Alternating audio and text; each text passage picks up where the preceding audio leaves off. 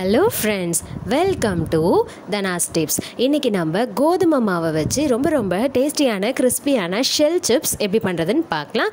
இந்த சிப்ஸ் பண்ணுறதுக்கு தேவையான பொருட்கள்: கோதுமை மாவு 400 கிராம், ஜீரகம் 1 ஸ்பூன், மிளகாய் தூள் 1 ஸ்பூன், பெருங்காயம் சிறிய துண்டு, நெய் 2 ஸ்பூன், உப்பு மற்றும் எண்ணெய்.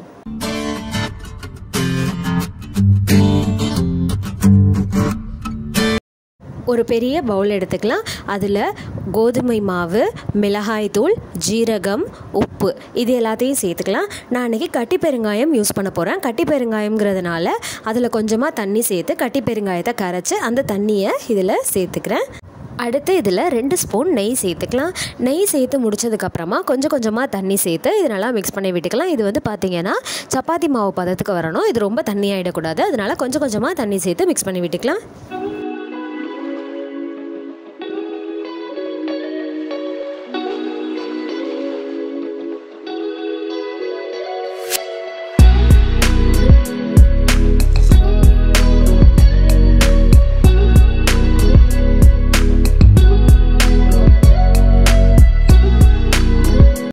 மாவு பசைஞ்சு முடிச்சாச்சு. இது ரொம்ப தண்ணியாகவும் இல்லை, சப்பாத்தி மாவு பதத்துக்கு பாத்திரத்தில் ஒட்டாமல் வந்துருச்சு. இப்போ மாவு தயாராகிடுச்சு. அடுத்து இந்த மாவுலேருந்து சின்ன பாலாக எடுத்து உருட்டி வச்சுக்கலாம்.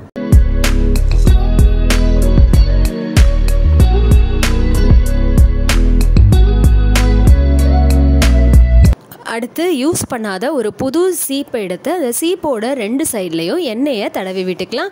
எண்ணெயை தடவி விட்டு முடித்ததுக்கப்புறமா நம்ம சின்ன பாலாக உருட்டி வச்சுருந்தோம்ல, அதை சீப்பில் வச்சு அமுத்தி விட்டோன்னா நமக்கு ஷெல் ஷேப்க்கு வரும்.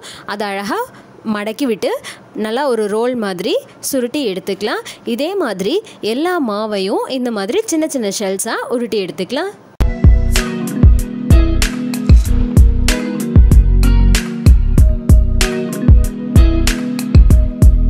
நம்ம பசைஞ்சு வச்ச எல்லா மாவையுமே ஷெல் மாதிரி தயார் பண்ணி வச்சாச்சு. அடுத்து நம்ம இதை எண்ணெயில் போட்டு பொரிச்சு எடுத்துடலாம். கடாயில் பொரிக்கிறதுக்கு தேவையான அளவு எண்ணெயை விட்டு எண்ணெயை நல்லா சூடு பண்ணிக்கலாம். எண்ணெய் நல்லா சூடானதுக்கு அப்புறமா நம்ம தயார் பண்ணி வச்ச மாவை கொஞ்சமாக கடாயில் சேர்த்து பொரிச்சு எடுத்துடலாம்.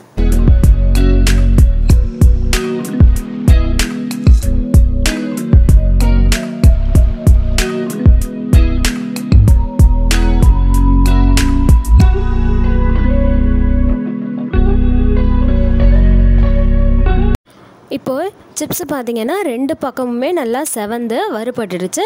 இப்போ அதை நம்ம கடாயிலேருந்து எடுத்துடலாம்.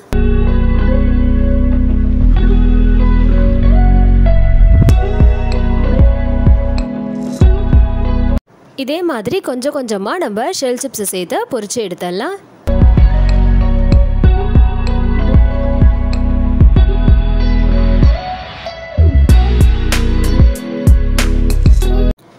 ரொம்ப டேஸ்டியான மற்றும் கிறிஸ்பியான ஷெல் சிப்ஸ் தயாராகிடுச்சு.